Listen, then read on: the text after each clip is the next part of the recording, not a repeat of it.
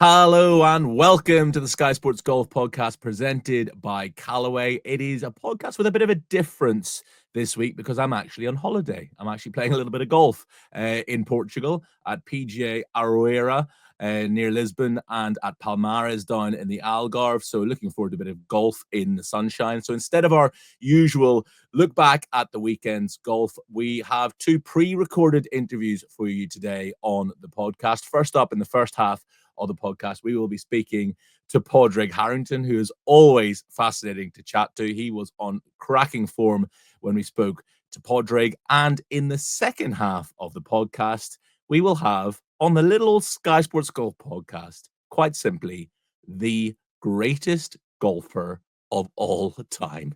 18-time major champion Jack Nicklaus is on the pod chatting to me, looking ahead to the Memorial Tournament, his tournament, of course, when the winner gets to shake Jack's hand. We'll be talking about how big that tournament has become. We'll be looking back on some of the highlights of his career and chatting about the current state of the game. We're two majors into the year, and the world's best two golfers have won the first two majors. What does he see ahead for the rest of 2025?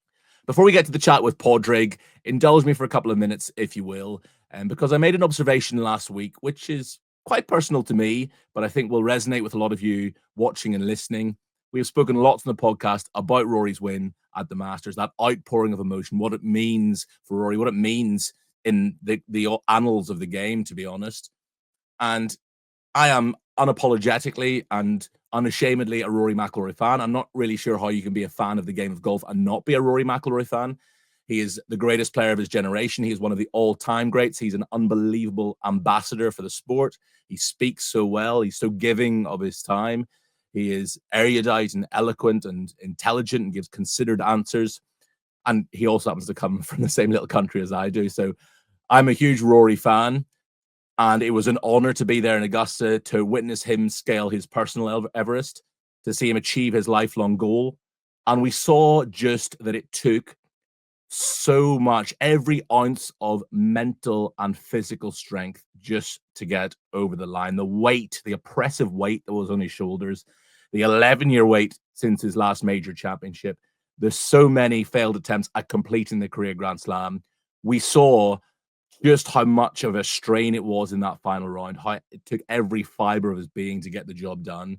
And when that final putt dropped, the way he sank to his knees, that visceral reaction, that outpouring of his emotion, the way his shoulders were heaving as he sobbed, having achieved that, having had that enormous weight lifted from his shoulders. It was incredible to see. And then a lot of you watching, listening to this podcast will also know that I'm a Tottenham Hotspur fan. And last week, to see my beloved Spurs and a 41-year wait for a European trophy, a 17-year wait for any trophy of any type, I was struck by the parallels, by the similarities between the two. And it took every bit of physical and mental effort for those players to get over the line in Bilbao last week. Again, there was a huge weight upon the shoulders of the club, given how long the trophy drought had been. And at that final whistle, you saw a very similar outpouring of emotion, most notably with the club captain, Heung-min Son, in floods of tears, because it took so much effort just to get that job done, and an enormous weight was lifted. So I was struck by the huge similarities, the parallels between the two. Likewise, being a Rory fan, being a Tottenham fan, it's never easy. They put you through the mill. It's always difficult. They never do it the easy way. Likewise, there was a real palpable tension at Augusta that day, that Sunday, when Rory finally got the job done. And in the stadium in Bilbao last week, I wasn't lucky enough to be there, but having spoken to people who were, there was a real tension around the place. And likewise, what is incredibly exciting now is what it does for both Rory and for the Spurs as a club, because that weight has been lifted, and now suddenly the future is brighter and the road is clear and the possibilities are endless. Whereas the flip side of that would have been, had they both lost, then where do you go from there? And the pressure would have just ramped up and built and built and built. So, as I said, it's a little bit self-indulgent. It is a little bit personal to me, but I'm sure a lot of you watching and listening will be able to resonate with that. They say things come in threes. So what's going to be next? I don't know. Will it be a European Ryder Cup team winning on US soil for the first time in 13 years when we get to Bethpage in September? I think that's slightly different because Europe are the reigning Ryder Cup holders. But similarly, it is going to take them going to the well, going to the depths to try to dig that one out of the dirt the same way as Rory did at Augusta, the same way as Spurs did in Bilbao last week. So we will see. But anyway, enough about that. Enough about Spurs. Enough about Rory. Let's get to the chat with Padraig. I could chat to Padraig Harrington all day long. He is always fascinating to chat to, and he was on cracking form when we spoke a couple of weeks ago. This was before the PGA Championship at Quail Hollow, which of course Padraig played in. So a couple of the answers you will see were obviously asked before that tournament had been played. But he was speaking about the Seniors Open coming up this summer at Sunningdale, one of the greatest courses in the world. And if any of you live in that sort of area like I do, I would encourage you to get some tickets and get along to that, because some huge names playing in that. And also just a day walking around Sunningdale is an absolute treat. So we chatted about that, and we chatted about his just general love of the game, his joie de vivre. Padraig is just one of my favorite people in golf. So without further ado, let's get to my chat with Padraig Harrington. Padraig, I don't think I've ever met anybody who is as in love with the game of golf as Padraig Harrington. I suppose that is the key to the longevity in the sport. Are there any times when you've fallen out of love with golf, or do you just wake up every morning and you want to have a club in your hands? I was definitely burnt out around 2015, no doubt about it. Trying really hard, getting frustrated on the golf course. I had the yips putting and a few other things. And it took me. I figured it out because I missed the playoffs. I remember, and I went to played a few events in Europe, and I ended up playing 5 events in Europe in a row. I played Prague, I played Hamburg, I played Crom, Montana, I played Amsterdam, and then went to Wentworth, London, let's say. Hmm. Who wouldn't want to play in those 5 places? Yeah, And yeah, like I was and I was hanging out with, which is really hard. The States is incredibly lonely. Incredibly lonely. You don't have the Fred. Back in Europe, there was Irish guys out there. I was hanging out with Damien McGrain, Peter Lowry, every night going out for dinner, every night having a bit yeah, of crack, bit of fun, and I really enjoyed myself. And I could see the difference that, you know what, I really, really like playing golf.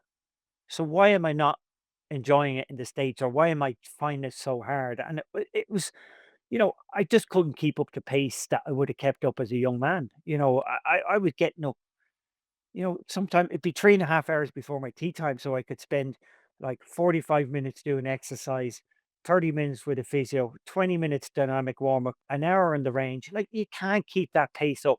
And I yeah. see the young guys doing that. Like, my I kind of, as a side to this, is Scottie Scheffler was 2 tee times before me at the PGA. I'm forgetting which, the PGA where he was arrested. Which one was that? That was Yeah, last year, just last year. yeah, but what was the Yeah, course? Valhalla, What was the course? Valhalla. Valhalla. Yeah. So he's 2 tee times ahead of me. He was arrested before I was getting out of my bed. So but I would have been him back in the day. I would have Yeah, been up 3.5 hours, 4 hours before my tea time. This is like, he like had a I assume he was like an 8 o'clock tea time, and he was coming in at 5:30 or something ridiculous. So mm, it was that was who I was. And there comes a stage you can't keep doing that. You just can't keep doing what you did as a young man. So what I basically did, and I would say this to any person who is getting to the later stages in whatever career they're in, they're thinking, "Oh, I'm frustrated. I'm burnt out here. I want to do something new." Look at what you're doing, figure out what you like and what you don't like about it. Keep what you do good, because you're always an expert in your field, and you'll never be when you move into something else. Keep the stuff you're good at and what you enjoy doing, and if you can, push the other stuff aside, delegate yeah, it, give it to somebody else. So I've stopped being as obsessive. Now, what's interesting is I started playing better, and I yeah. could see the old habits coming back. Right. It's you straight away, you The start vicious trying circle. harder. Oh, yeah, yeah. Yeah, getting frustrated if I don't do my practice, and oh yeah, yeah, it's a weird, yeah, it's a very hard balance as you get on later in your career. I suppose it's a hard balance early on in your career, and I've certainly picked up a few habits that maybe I would have liked to have had when I was younger. Uh, a few things that, allow me to do my work and feel like I've accomplished something every day without burning myself out. 'Cause like, if I do too much, I will be tired the next day. I will be slower the next day. I will be prone to. I have to manage a few injuries. I will be prone to them flaring up. So I do have to manage it. And to be honest, it probably would have been a better way of doing it throughout my career. Yeah. But then I wouldn't be who I am now. Hey, listen, I think a lot of listeners can relate to having a few more aches and pains when we wake up in the mornings these days. Yeah. I think that's something that goes for all of us. I think I've worked out that 5 of your next 11 weeks are going to be spent playing in majors or senior majors. So is this a particular time of the year that you really do love and look forward to? Yeah, this is a it seems this one seems even more than other years, even though it shouldn't because I've lost one major in that grouping, as in the Regents Yeah, Traditions on the senior tour. They decided that they didn't want to go up against Mother's Day, and they decided to choose to put a senior major against a regular major. yeah. It says a lot about the event that they did that. Mm, It really does. Like it says everything that needs to be said about it. So yeah, but the interesting thing though is that because of all these date shifts, the senior PGA, which I've never played before in Akron, Ohio, is has moved into a date that I can play. mm. So look, I played poorly this year. So far, I've been as usual working on a few things. Uh, came to a bit of a head last week. I played bad last week, really bad. And I on Monday, I was traveling home Monday, and I gave Bob Bertel a call. Spent a good bit of time on the phone with him, and Bob's coming in to work with me next week at the Great. PGA. I need to get my head in the right place because of those big weeks coming up, and I feel good about that. But I do need a little bit of a change from my early season form because I was happy with where things were physically at the start of the year. I've certainly lost my way at the moment, so I really need my Bob Rotella the next couple of weeks. I've been doing it at home here, working on my stuff to being a bit better, and I can see I could definitely see it where I've been going wrong, and I can Yeah. see the difference, which is nice. You know, you think you have a problem with a part of your game, and then you realize actually you're just not focused. There's nothing wrong with the technical side; it's all mental. Yeah, Dr. Bob will sort you out. I've got no doubt about that. The reason we're chatting today is about the last of all of those majors, the Senior Open at Sunningdale. And your 3 Senior Opens so far, runner up in a playoff, 5th. This must be one that you're sort of circling in the calendar and thinking, "It's about time I won a Senior Open." You know what? This is going to be one of the best events I've ever played. Yeah, Sunningdale, absolutely one of the greatest golf courses in the world. Two of the greatest golf courses in the world, to be honest. What a place! What a venue! Fantastic. Basically, I would say this is the worst golf course you could put me on to try and win a senior open. no, You Padraig, could not. no. Yes, I love it. I love Sunningdale. I love everything about it. But everybody has a chance at Sunningdale. Like Right. if you want to give me if we went to completely the other spectrum, we want a big open field, as big as you can make to give me the biggest advantage. Yeah, So somewhere in between those two, I'd be happy with. But Sunningdale, it's a lot of straight hitting, a lot of laying up. So it's not it takes the driver out of my hand most of the time where I have an advantage. And it's not that I can't win without that advantage. It's just taking it out. It means there's a lot there's a lot more of the field that are competitive around Sunningdale. yeah, Pretty much, as I said, yeah, it brings a lot more people into play. Just the style of the golf course. If it's running firm and fast, like oof, that's yeah. even harder. Me asking me to hit like you know long irons off the tee and keep them in play is not my strong point. Put it like that. So yeah, I'll have a great week. I'll enjoy it. I love the trickery around the greens. I'll enjoy that end of things. But there'll be a lot of players who hit, you know, pretty like 90% of their fairways and greens on the Champions Tour who will be looking forward to this week. Yeah. You ought to look at the stats sometimes on the Champions Tour. Yeah. I can go out there some days and you can hit 15 greens in regulation and you're like 32nd. It's phenomenal how good they are hitting it straight and hitting it on the green. So Sunningdale will be that golf course that Yeah. you got to control it. But look, I'm fully embracing that. I'm going to enjoy myself at the week. I'm not going to allow it get to me. I'm Yeah. going there too because it's just such a great golf course. Oh, It's stunning. fantastic. Like it's the way golf should like. You'd never need a rollback or anything like that if you had this sort of golf course because it requires a huge amount of strategy. You've got to really place your ball. Even shape it on the dog legs to keep it on the fairway. It's a fantastic course, and look, it would be a great Would it be in your top 5 GB&I courses, Sunningdale Old? easily, Yeah. yeah, yeah. I suppose we often go. You can go to three. So I assume so. Then you Let's call hear your top 5 because listeners will be fascinated to hear nah. what your top 5 would be. There isn't such a thing because links golf course. How can you call it? Yeah, links and heathland are Links hard to compare. Yeah. links heathland and then parkland. You got to pick your favorites in each of those categories. I know as I really the thing about the UK, we don't have those heathland golf courses over here like the UK. We really Mm. don't. So like you can go there and like I can remember like there's plenty in that area, but Sunningdale is definitely the best. Yeah. But I know I've gone to play like I know it's been like a Woodhall Spa, like Yeah. just phenomenal. Uh, when it comes to links golf courses, yeah, I can't go past Portrush, Portmarnock, Ballybunion in Ireland. We've so many Lahinch Borderville. Like you could, I'm trying to not leave out golf courses in Ireland. Yeah. In Scotland, what I like about or the UK is you have different styles of St Andrews is always going to be the best. Just is. Right. Even the strategy on the golf course is fantastic. I'm disappointed in St Andrews though that they've taken out a huge amount of gorse to help speed up play for the amateurs when they're playing there. And Yeah. it's just made the golf course so much easier. It's ridiculously easier golf course because of what they've done. Like it's like you're not intimidated anywhere near as much standing on the 10th tee or the 9th tee or the 6th tee Yeah. because True. all the course is gone. Like I lost my ball in 2015. I was trying to drive the sixth green.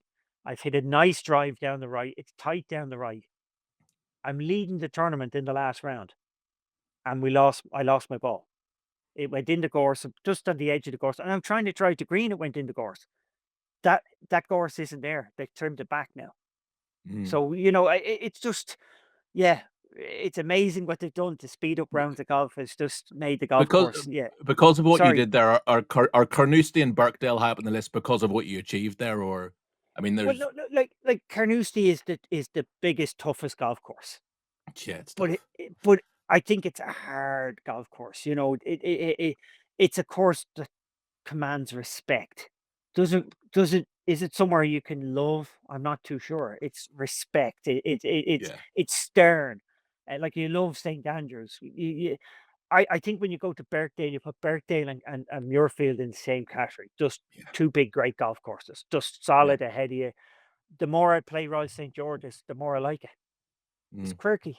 It's fun, Yeah. and it's linksy. And Portrush has a little bit of that in it too. Portrush has a bit of both sides of that. It has some good solid stern holds, but it also has a few really quirky ones that are like, oh my god, how am I going to get through that sort of hole? Like imagine the first. Well, I suppose that now as I think about it, St Andrews says outbounds left and right, but the outbounds left and right in the first hole in Portrush, it's the greatest nightmare ever when you're doing well in the tournament, and it's probably 80 yards wide from out of bounds to out of bounds.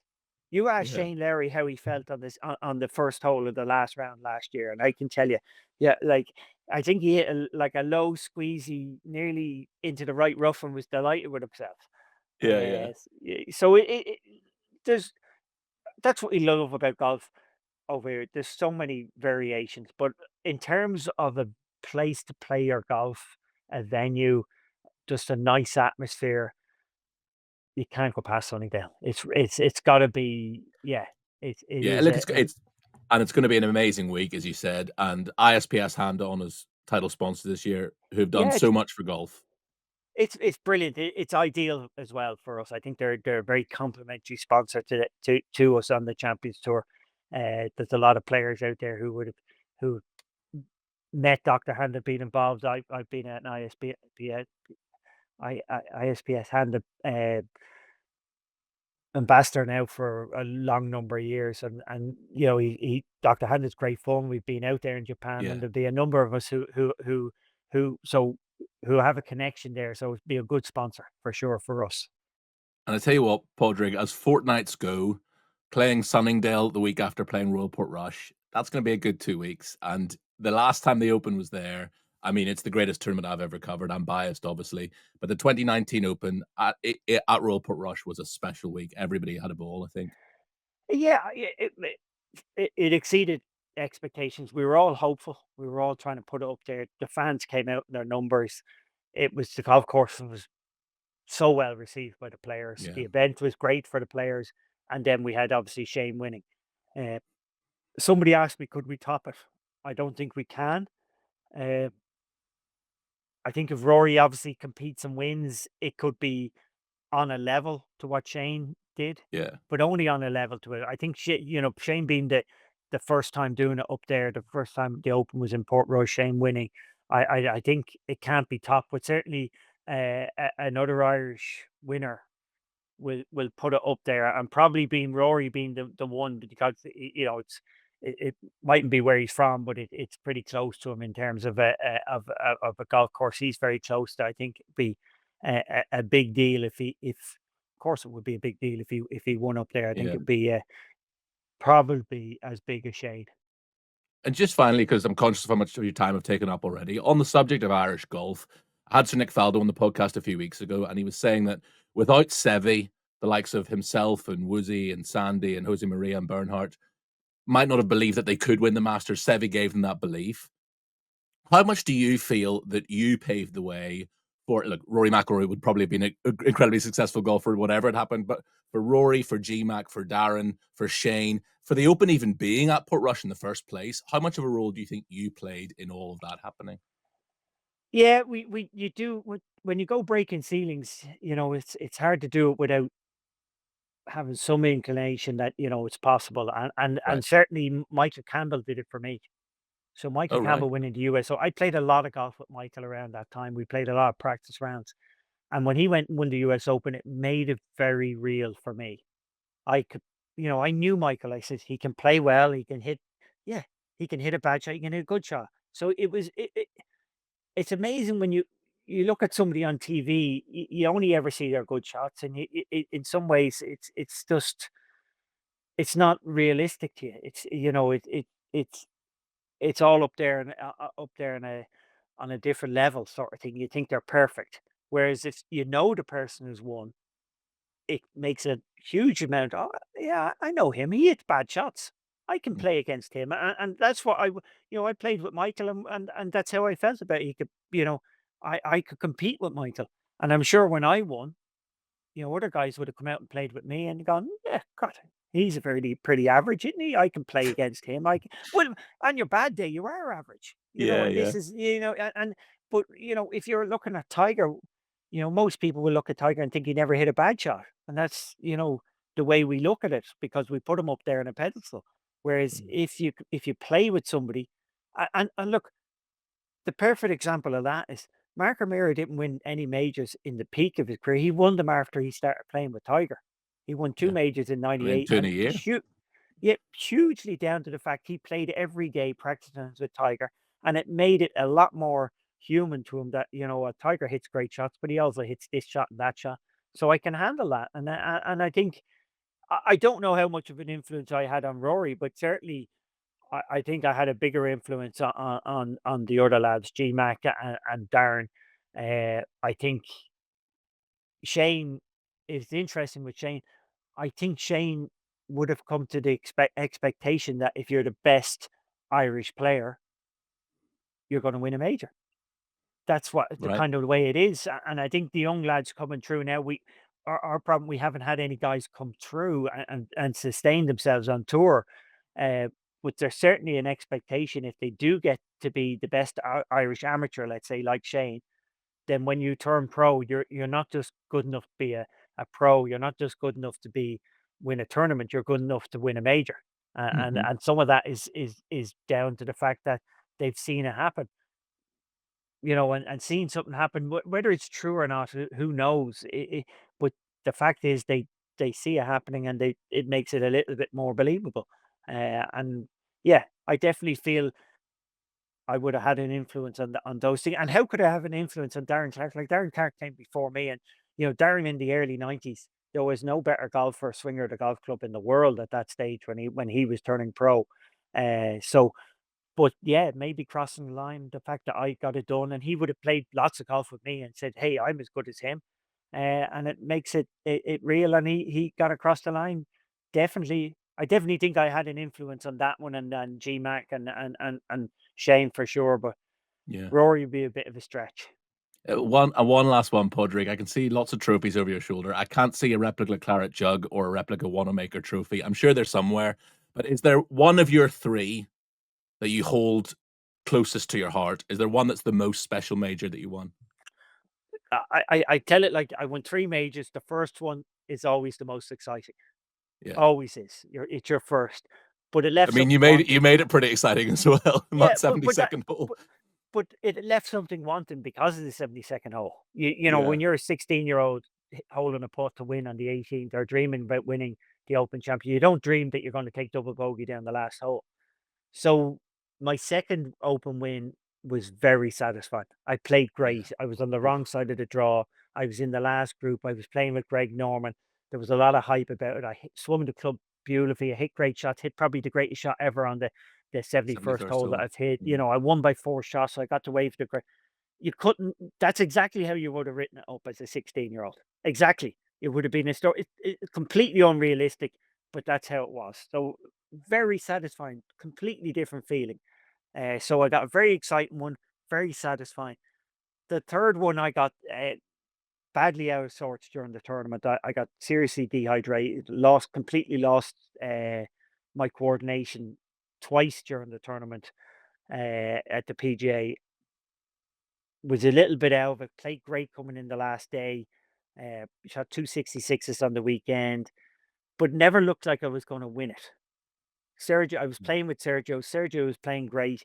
Every time he didn't hit a perfect shot, he was getting up and down. Nothing was I just did not look like I was going to win it, and then I Yeah. stole it. Yeah. And why? It's really fun when you steal one. When you get one that wasn't yours, when you just get in there and you just time it right and grab it at the right moment, and that's what I did at that PGA. I was in the right place at the right time and took it by the scruff of the neck. It never looked like I was going to win that event. Not to me on Yeah. the golf course at all. I stuck in there. I threw everything I could at the game that day, and with 3 or 4, 5 holes to go, it just looked like, no, it's not happening for you. And Yeah. all of a sudden, it fell into place, and I was in the right place, did the right thing at the right moment. Uh, I don't know if the tournament went on another 3 holes, whether I would have won that event. Who knows? But I was in the right place at the right time. I grabbed one, and that's, as any sports person will tell you, it's the ones you weren't meant to win that tend to be the ones that are the, I don't know, most remembered, most certainly first one exciting, but certainly the most fun was the one you kind of steal Right. at the end. Look, whether it's exciting or it's satisfying or you steal one, we hope that you're winning that Senior Open at Sunningdale in a few weeks' time. And Hey, I'm hoping thanks, I'm going to thanks for win the the real chat. ones. Yeah, I still, absolutely. I There's like, life in the old dog yet. well, physically I'm capable. I was top 10 in ball striking last year at the Open, so Yeah. the tee to green stuff was there. So I'm capable of doing it physically. Mentally is a different story when you get to our stage, but those things can fall into place in any given week, and I hold out hope. Greg was 53 when he played in the last group with me in 2008, and Tom Watson was 58 when he had his great chance 2009 with Stuart Singh. So I think, uh, yeah, I might be trying to catch lightning in a bottle, but why not try? It happens. Listen, Padraig, thanks so much for your time as always. You're welcome. Thanks, Jamie. As I said before the start of that interview, Padraig was just on cracking form. He always is. I could chat to Padraig Harrington all day long. Just a great man. They broke the mold when they made Padraig Harrington. And do try to get along to that Senior Open at Sunningdale this summer. It's the week after the Open Championship at Royal Portrush. So as I said in that chat with Padraig, what a couple of weeks for him to play the Dunluce Links at Royal Portrush and then play the old course at Sunningdale in the space of a fortnight. It's not too shabby, is it? We're going to get to a break now, but in the second half of the podcast, the other side of the break, I can't really believe I'm saying these words. We're going to have a chat with the greatest to have ever played the game. 18-time major champion Jack Nicklaus is on the way after this. Welcome back to the Sky Sports Golf Podcast presented by Callaway. Now, without further ado, let's get to a chat I had last week with the greatest, with the Golden Bear himself, 18-time major champion Jack Nicklaus. He is, of course, looking ahead to his own tournament, the Memorial Tournament at Muirfield Village this weekend. Scottie Scheffler, the defending champion, as he is for a lot of tournaments these days, we'll be chatting about how proud he is of what that tournament has become, how it is now one of the sternest, toughest tests on the PGA Tour. We'll be chatting about the current state of the game. The first two majors of the year have been won by unquestionably the two best players in the world at the moment. How does he see the rest of 2025 panning out? And he'll be looking back at some of the fondest memories of his wonderful, long, glittering career as well. So let's get to it now. Here is Mr. Jack Nicklaus. Mr. Nicklaus, thank you so much for your time. It is Memorial Week. I'm sure this is something that is circled in your calendar weeks, months in advance. How proud are you of what this tournament has become, the scale of what it is now, the fact that all the big players want to be part of it? They want that handshake from Jack Nicklaus in the back of that 18th green. Well, Jamie, we started the Memorial Tournament 50 years ago. The objective was to bring golf to Central Ohio, which is where I grew up, and to thank the people of that area who supported me. Also, there was really very little going on in Columbus, Ohio, other than the few Ohio State football games at that time. And it just expanded a sporting event, I guess, or venue for people who love sports. Yeah. Since that time, the tournament has grown. It's obviously expanded greatly. We've had great response from the players. We've had great response from fans. Great response from the tour and the media. It's been a very, very successful tournament. We didn't design it to be a fifth major, which is what they talked about when we started. We designed it just to be part of the game of golf, to grow the game of golf, to say thank you to the game of golf for allowing us to be part of it, and to bring enjoyment and competition at its highest level to television and to the game and to the players. And it's clearly a course that the players love. It's a course that tests every aspect of your game. How proud are you of Muirfield Village as a course? And tell us, because a lot of people will know this story, but how it got its name, Muirfield Village. Why did you call it that? Well, first of all, the golf course is an evolution. I mean, you start a golf course, and in this day and age of what's happening in the game, it never stays the same. It has to keep growing. Otherwise, it does. You can't keep up with the Joneses, you might say. But anyway, the name came from my love for Muirfield, Scotland, where I won where I wasn't supposed to win. I hit the ball high. People said, "Oh, he can't play that golf course." Well, I managed to play it fairly well. I won there in '66.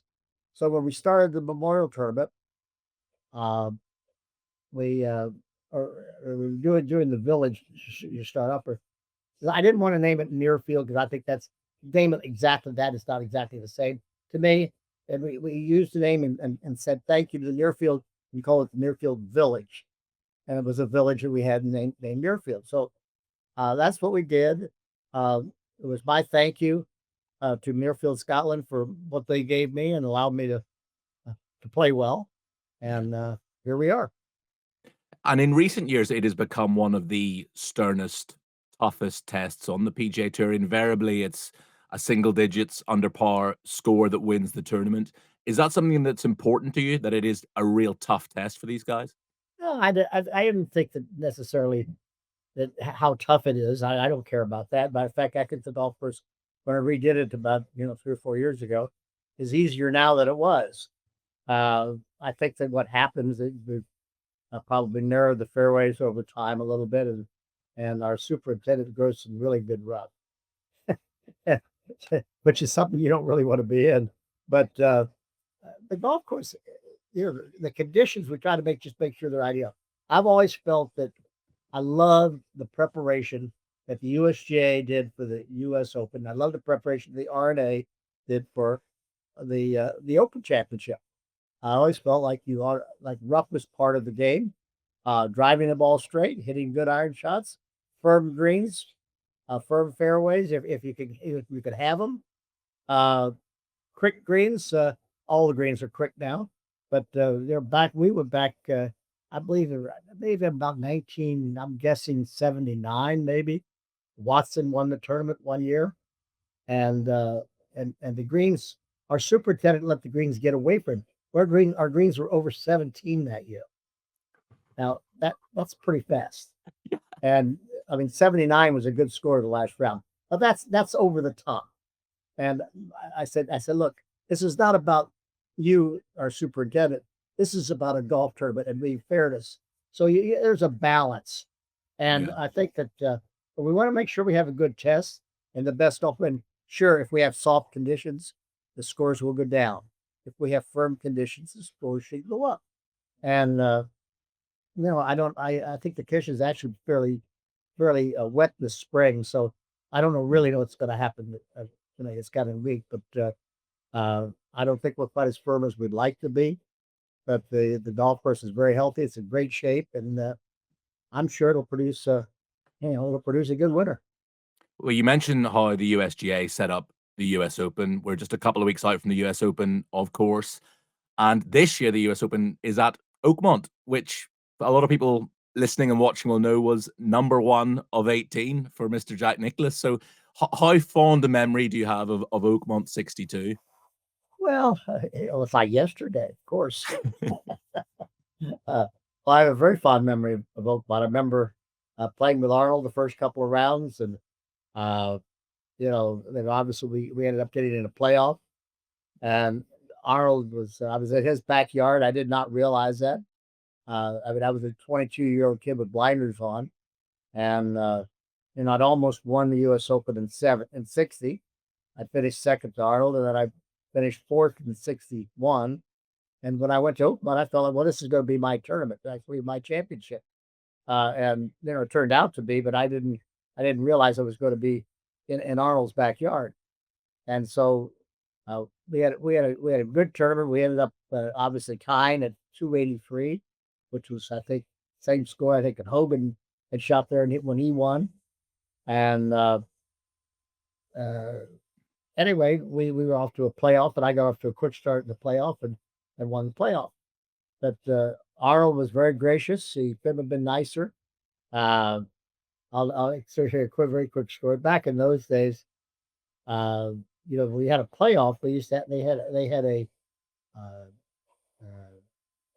a gate for the playoff, and it's traditional that the winner of the playoff got the gate. Now, Arnold, there's a picture of Arnold coming over to talk to me before the playoff, and what Arnold said when he came over to me, he said, Jack, he said, we play for the gate today. It says, would you like to split it, or would you like to, what would you like to do it? I said, Arnold, I said, I don't think it's fair to you.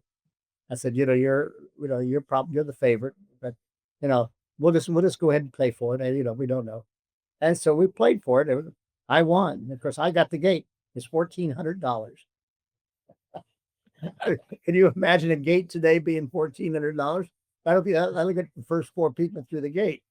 But anyway, that's what it was back in those days. I think my prize money was $13,000, and so, but it was a great start for your first win. I played virtually 17 straight tournaments coming into the U.S. Open. That's what you did in those days. If you made the cut, you kept playing. You didn't make the cut, you had to go to qualify. And so once I won the U.S. Open, obviously did. So I didn't have to be that every day. And it's often seen that US Open in 1962 as the start proper, really, of that great rivalry between yourself and Arnold. And over the years, you had rivalries with other legends of the game, Lee Trevino, Tom Watson, of course. And I think what's lovely is that all of those rivalries became great friendships as well, and they're friendships that endure to this day. Oh, absolutely. Arnold's my rivalry. Actually, I think started the first day we met. Uh, we met in 1958 at Dow Finstrom Day, which was a day that they were honoring Dow for winning the PGA Championship the year before. And we have a driving contest on the first tee. And Arnold drove it on the green, which is about 320-yard par four, a little downhill. And I drove it about 40 yards over the green. And so I reminded Arnold, I said, well, first time I ever met you, I drove you about 40 yards. He says, yeah, but I shot 63 and you shot 67. So we went like this that first time. But that was sort of the start of Arnold's and my rivalry. And then we played in Phoenix, and the first time we actually played on tour, where Arnold won by 17 shots or 12 shots. I'm sorry, he won by 12 shots. I finished second, and Arnold could have been more gracious to me there. I'll never forget. We walked off the 17th green. He put his arm on my shoulder, and he said, now you can finish second here. He says, play the last full smart. You need to make birdie to finish second. You can do it, which I thought was pretty nice for a guy that's going to win a golf tournament. He doesn't win by a lot of shots. He comes to me and does that. I'm a 22-year-old rookie. Yeah. Well, anyway, I did birdie the last hole. I finished second. Arnold won by 12 shots. But, our rivalry was a rivalry, but it was a friendly rivalry. Yeah. We always played. We tried to compete. We both wanted to beat each other's brains out. We shake hands when the round's over and say, okay, hey, Barb and I are going to dinner. You and Winnie want to join Barb and me for dinner. And we all, we did those kind of things, and we always got along great. And I always had his back, and he always had my back, and so, it was great. And then, of course, then along came Gary Player was right there with it, and of course we had then along came Trevino, and then Watson, and a variety of different rivalries during the time. But I enjoyed all of them. I always loved having somebody coming along and want to knock you off your throne, and that's what competition's all about. I loved it. Jack, I often interview golfers who've won maybe 2 or 3 majors and ask them, what is your favorite? And I say, well, it's like trying to choose your favorite child. I love them all equally, but not many people have 18 children. So I'm going to ask you the same question. Is there one that is particularly close to your heart, one that you cherish the most? Well, I'm going to answer that question a little differently. First of all, when I won the Masters in '86, they called that my 20th major. And I had 20 majors for several years, and all of a sudden I went to 18, and they eliminated my U.S. amateurs. And frankly, my first U.S. amateur was one of my favorite wins because in 1959 I beat Charlie Coe, who was our Walker Cup captain at that time and defending champion. I hold about an 8-footer on the last hole to beat him at Broadmoor to 36-hole match. And that particular putt, I think, showed me at 19 years old that I had what it had, or had what it took, and made this putt. And it's probably the most important putt I ever made. And so in many ways, that's my favorite. Obviously, by winning the U.S. Open at Oakmont at 62, winning my first professional major was obviously very special. And of course, winning the 16 in between the U.S. Open and the 86 Masters were all pretty special. But the 86 Masters was obviously when nobody thought I was going to win, including me. Until I got myself in competition, I remembered how to win. That was sort of very special also. So, you're right. Who's your favorite child is a pretty good answer I usually give. But, some of those children were pretty special. The 75 Masters with Weiskopf and Miller coming down the stretch. Watson at Turnberry. Watson beat me on that one. I didn't win that one. But, that was one of the most fun tournaments we ever played in because 2 guys were really playing well. And it came down the stretch. Tom just played better than I did to finish it. And I never had a problem with that as long as I have prepared and played my best and given my best effort. If a guy plays better, you stick out your hand, you shake it and say, well done. And that's fine. And I had a few of those. But I imagine we all have a few of those. So uh, that's good. But all those wins were wins that I cherish. I think that to winning the let's see, what was the one that I Muirfield 66? Okay, that's another one we talked Yeah, about earlier. I yeah, I won there. One at St. Andrews. And then Bobby Jones always said to me, your career is never, or a champion's career is never complete unless you can win at St. Andrews. Well, I won at St. Andrews. So I yeah. always remembered that, what Jones had told me.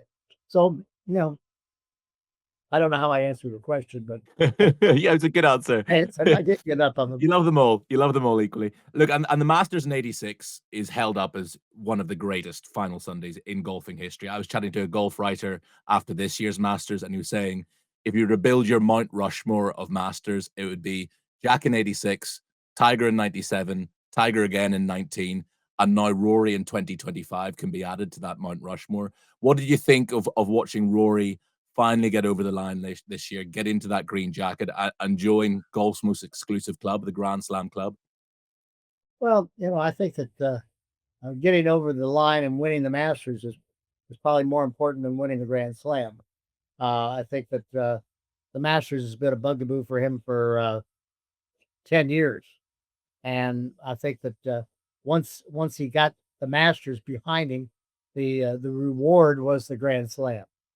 And so I'm very happy for him. It was great golf, and uh, I dropped him a note and said, that guy who makes 4 double bogeys and still has enough talent to overcome that is pretty special. Yeah, he is pretty special, and the current world number one is pretty special as well. The most recent winner of a major championship as well, and perhaps in Rory and Scottie now we have a similar rivalry to yourself and Arnold, because these two guys seem to have sort of separated themselves from the rest. Well, I think Rory's got himself back into it. I mean, Scottie's had it pretty much to himself for the last 3 or 4 years. Uh, he's an awfully good player. Has a he has a little unorthodox way with his footwork, but his path with the club is spectacular, and he knows exactly what he's doing. He knows what he has to do and what he needs to do. He does a great job of that. Controls the ball beautifully, Mm, and I mean, I see some of the guys play today that amaze me. I mean, as hard as DeChambeau hits the ball, he amazes me that he can control it. Uh, there's a lot of the guys. Justin Thomas has been away from winning for a while. Now he's come back and yeah, playing better. Uh, Shoffley won 2 majors last year. Uh, yeah, you know, he's not off to his great start this year. But we have so many good players in the game today. I yeah. think the game is very blessed. Well, you mentioned how many good players there are in the game today, and I remember a quote from you I heard a long time ago now, where you said the majors you always found the easiest tournaments to win because you would get there and you would know that half the field didn't believe that they could win it. That is something that I think that has changed, isn't it? I think all of these guys know that the depth of talent is so deep that all of these guys arrive at major weeks thinking, there's no reason I can't be lifting that trophy on Sunday. Well, I'm not so sure about that. I think that a lot of them do. Might think that way, but uh, you know, the majors right now are that where all the players, the only tournaments where all the players are coming together, Yeah. which I think is a shame. But it is the only ones right now, and I'm not sure that all of them think that they can raise that trophy. I don't think that's changed. An awful lot of them that when you get down the stretch and it's got major written on the end of it, whether it's the Open Championship or the US Open or the Masters or whatever it is, uh, you know, the little choking right here in the neck area will will come about. I mean, it is it's just human nature. Yeah. It's tough to put it over the top on a major. Yeah, we saw that with Rory, didn't we, at Augusta, how tough it was even for him to get it done, and Oh yeah, that weight was on his shoulders. It's interesting. Rory is so great to watch, and it's swashbuckling, and he takes on shots that we can't even dream of. With Scotty, it's very different, isn't it? It's very sort of methodical, fairway, green and regulation, fairway, green and regulation. It's not spectacular at times. It's almost sort of death by a thousand cuts. It's two very different ways to get it done. Who do you see yourself in more, Rory or Scotty? Scotty. And I think that I Well, first of all, Rory, the ball gets away from Rory right to left. Has always has his career, and I don't, he hasn't corrected it, but he still had a great career with it. But could he had a better career if he gone a little bit the other way? Maybe, I don't know. Maybe yes, maybe no. But Scottie has learned at a fairly young age that keeping the ball in play. He's long. He's certainly long enough. He's as long as the rest of the guys, but he doesn't try to be. He makes sure that he puts it in play. That he's got a second shot to play, and I think that wins golf tournaments more often than hitting it over the top of trees and so forth. And his 15th club is his mentality as well, isn't it? And I think that was probably the case for yourself. Yeah, I think his 15th club is very strong. He's got a good head between his shoulders and between his ears, and he does a nice job of that. Just very finally, I've already taken up enough of your time. We've got a small tournament also to look forward to in September in Bethpage. I know you've played a huge part in Ryder Cup history that you're very proud of as well.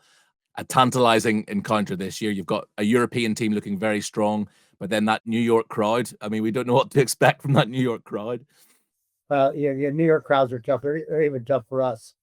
And but the Ryder Cup is a Ryder Cup. It's a great competition, and you're right. The European team is very strong, stronger than probably it's ever been. But I think the U.S. team is strong also. So we'll see. We'll see what happens. It'll be a very interesting and fun match to watch.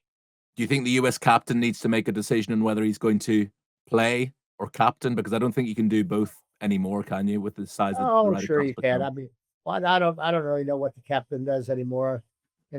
Arnold captained and played. I didn't. I think maybe the last captain played. He did, yeah. And is that right? That's right, yeah. And I think I was beyond my. Well, I really had captain in, let's see, what, 83 and 87. Yeah, Yeah. I had 86 Masters in there somewhere, so I wasn't all that far past it. But if Keegan wants to play, I think he could play, but I'm sure I don't think he will. I think he's probably he'll be a little busy doing the other stuff, but he could play. He certainly. I don't think it's that big a deal. Yeah. We shall see. Thank you so much for your time. Have a great week this week at Muirfield Village. It's always great to watch the memorial, and I can't wait to see whose hand you're shaking on the 18th green come Sunday. Well, I can't either, Jamie. I think that obviously a great field and a great tournament, and I'm sure the golf course will present itself well, and of course we'll make sure that the guys are well taken care of with milkshakes in the locker room, which is kind of our tradition. I think last year, I'm not sure what it was, like 1,200 and 1,350 milkshakes we Wow. served in the game last year. And it's a little extra weight, a little extra sugar to carry around with you, but that's all right. They enjoy it, and they love it, and we enjoy having them. So we're looking forward to a great memorial, and thank you for having me on, and enjoy the conversation. One year I need to get there and have one of those milkshakes. I've heard a lot about them, so it's on the to-do list. Thank you so much, Jack. Okay, Jamie, you take care. Well, wow. I don't really know where we go from here on the Sky Sports Golf Podcast. An absolute pleasure and honor to speak to the one and only Jack Nicklaus. Some fantastic insights from him, and I'm sure the Memorial Tournament will be fascinating this week. That is the event, of course, on the PGA Tour. On the DP World Tour this week, they head from Belgium to Austria. It's the Austrian Alpine Open in Salzburg. I imagine that will be beautiful to watch on the television as well. And on the LPGA, well, it's another major championship week because it's the US Women's Open this week. It's at Erin Hills in Wisconsin, where Yuka Sasso, of course, defends her title. So another major week. The majors just keep coming thick and fast. I hope you've enjoyed today's podcast. As I said at the very start, something a bit different this week because I'm on holiday, sunning myself in Portugal. That about does us. If you've liked what you've heard or watched today, make sure to give us a follow on Apple or Spotify, wherever you get your pods. While there, please do leave us a review. Let us know what you think of the show. A huge thank you once again to Callaway for sponsoring the podcast. I will be back next week from my holidays, to tell you all about my holidays, to look ahead to the golf to come.